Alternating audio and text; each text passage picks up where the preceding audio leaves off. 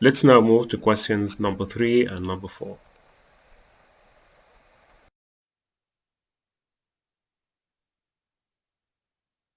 What fields of interpreting do you work in?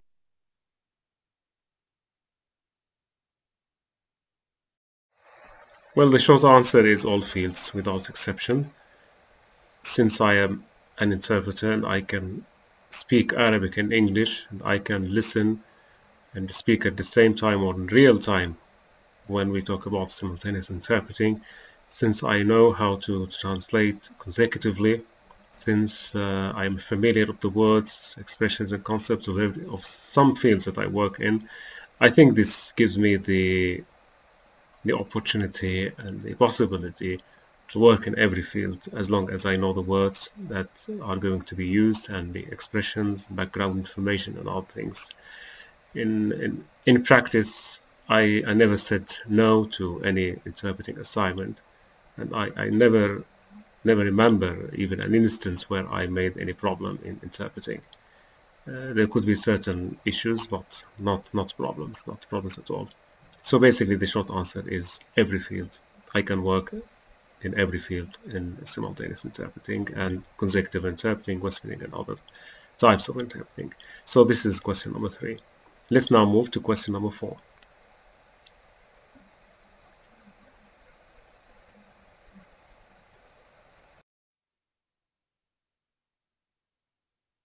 Now, going back to your very first assignment as an interpreter, what type of competence, that is to say knowledge and skills, that you felt you had already before taking the assignment?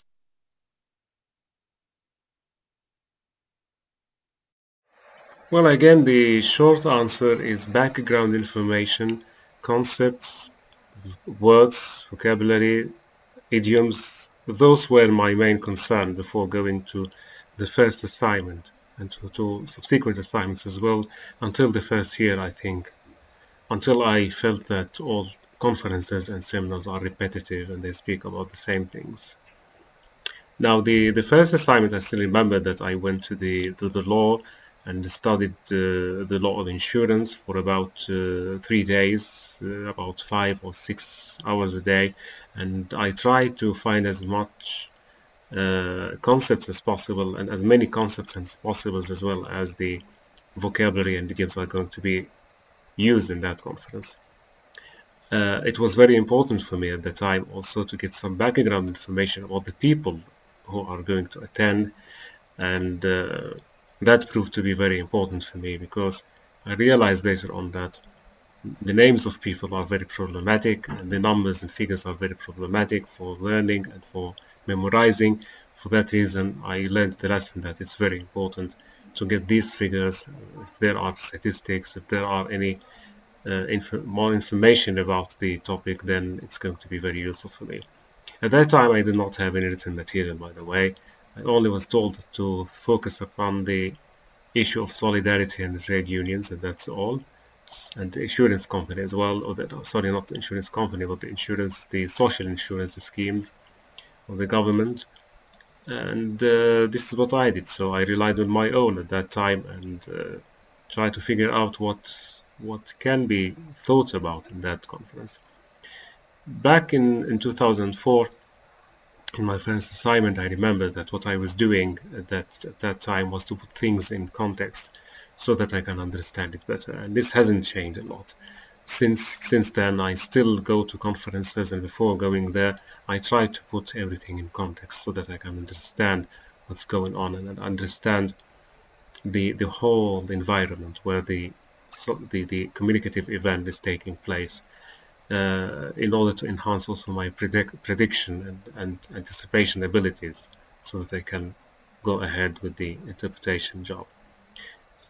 In the first assignment, I started to understand something about the skills needed for an interpreter, and I understood at that time that it's not only a matter of just linguistic skills like to be bilingual, but also it had to do with agreements to be signed with the client, agreements to be signed with your colleagues, if you're working with them, and how to divide labor between you and the other people.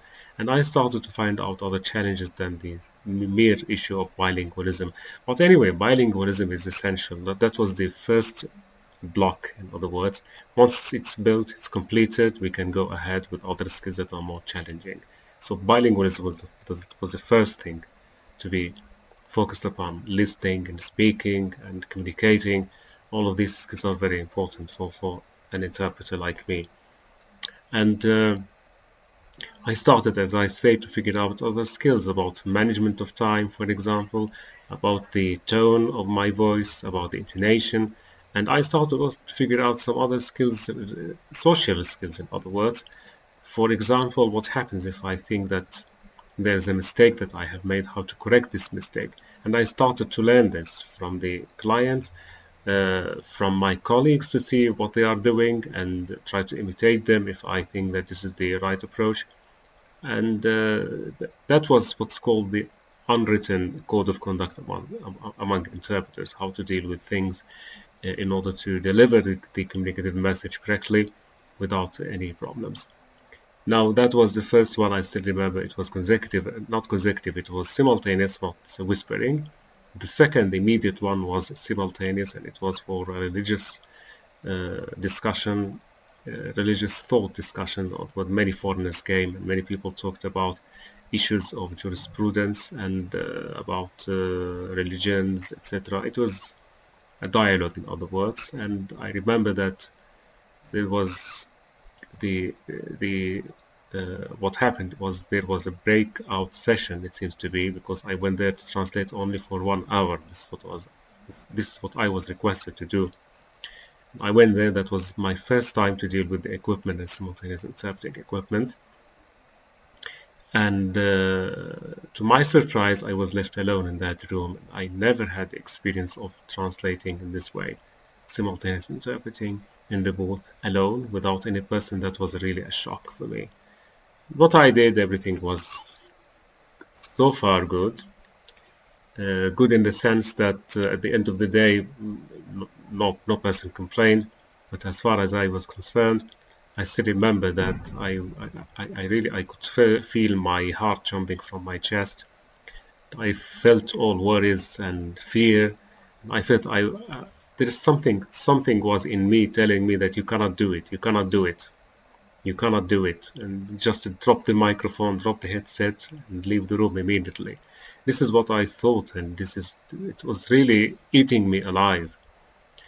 However, I just imagined something, that there is another interpreter at that time, and he is interpreting in another room. I cannot see him, he cannot see me. And I thought to myself, then I leave the microphone, I leave the headset, I go away, and that other interpreter is being uploaded for his translation. I will not do it. And I said I will be a bit indifferent. So I don't care. I just try my best. If it works, it's good. If it doesn't work, this is what I did. There was a break time, and I was very worried about people coming to criticize me, to say that I wasn't doing the right job.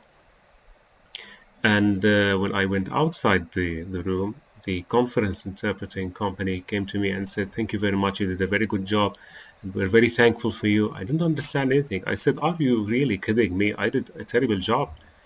This is what I felt. He said, "No, it was very good. And we want to tell you something, that the other interpreter in the other room simply left the whole job or assignment from the first 5 minutes. He couldn't bear it anymore." So I was shocked, because I thought it was the other way around. I thought it was me who was weak, and the other interpreter, who was professional, was experienced, could withstand the test better than I did. Anyway, this is what happened. So these are the skills that I started to learn at that moment. The skills, it's not a matter of just being bilingual, but also to see the environment itself, and to overcome certain barriers that would be there. There would be social barriers, and you have to get these skills, the social barriers, how to deal with people around you, how to deal with the external world in one way or another.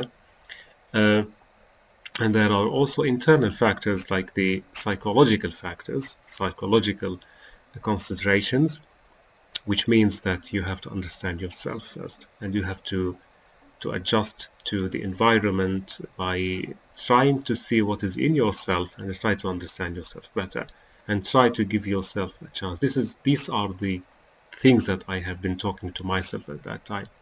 I was just telling myself I should understand myself better, and I started to develop this kind of understanding of the psychology and the and social factors, as I said, but particularly concerning psychology. That was the very first moment I remember thinking about psychology as relevant to the work of interpreters. That was the first time, and the next conference I was also with my colleagues there, and they taught me about psychology as well, that it has to do with the fear and concern that people have when they do interpreting. This is what I was told. And at that time I thought that in order for me to overcome the barrier, the psychological barrier, aside from understanding myself, I have to raise some kind of self-confidence in myself. So I went back to square zero, so to speak, and I remembered that the first assignment just a few days ago before these events, I used just to prepare myself, just to read the encyclopedias, to gather as many words as possible, and to try as much as possible to get information from the client about the event, and to get speeches, to get any presentations. That was in fact one of the first moments that I realized that it was very important when talking to the client to ask him the first question: do you have any written presentations? Do you have any figures? Do you have any names that I should remember?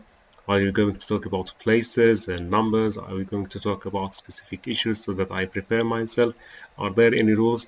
That was the first encounter with what we now call, what people call now in the theory of translation, the brief, getting the brief. The conclusion is that the basic skill is bilingualism in listening and speaking, communicating, sometimes reading comprehension as well. This is something rudimental, and we cannot go to the interpretation. I think I wouldn't be able to go to an interpreting event without those skills built in me beforehand. So once we finished with this, we can move now to the skills of learning the career, the profession as well. And this is what I did by trying to understand the social and psychological factors that have to do with the job, and to know how to manage the situation, and to how to understand myself better, to understand my client better, and just understand the participants in an event better. Thank you very much for listening, and soon we will move to questions number 5 and 6.